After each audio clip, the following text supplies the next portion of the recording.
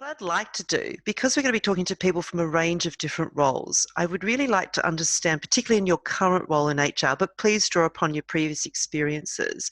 But can you tell me about your current role and your relationship to sales? Mm. Well, it's interesting because most of the organisations that I've worked in have been very, very strong sales organisations. So I don't really shy away from that in any way, shape or form as a HR practitioner.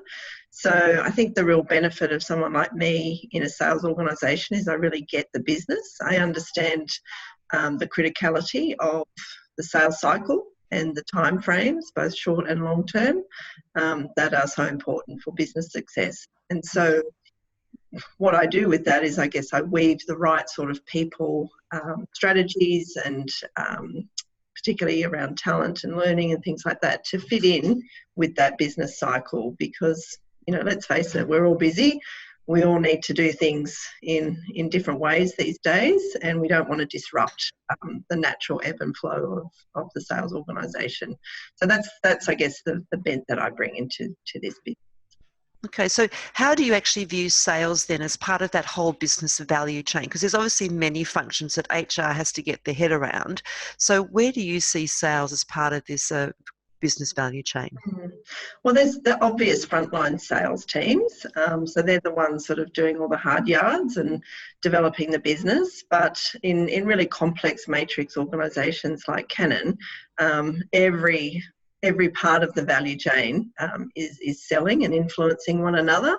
So I guess the benefit of what OD brings to the table in that way is it's looking at all of the various functions, how they enable both upstream and downstream groups of people so that the end result really is a very fast, slick go-to-market approach. I think that's really interesting because selling doesn't always have a great reputation across organisations or in departments. So how do you think sales is currently perceived in organisations, not just Canon, but in organisations, especially by other departments today? It's a challenging one. I think every industry is slightly different from the next one, and certainly I've seen that across the breadth of my career. It depends on whether it's selling a service or selling a product, the quality of that product, the markets in which they serve.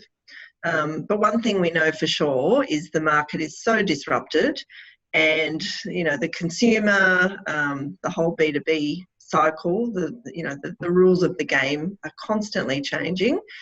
So sales teams and all of the support mechanisms that sit around to enable that sales team have to be on their toes. They have to be really nimble. They have to read the environment. They have to be able to adapt very, very quickly. So the challenge really is deciding or making choices about what they can pull through from sort of the traditional ways of selling, but also how can they bring more imaginative, creative sales techniques to the fore, because that's the point of difference. If everybody's doing the same, then there's really no competition. So that's how I see it.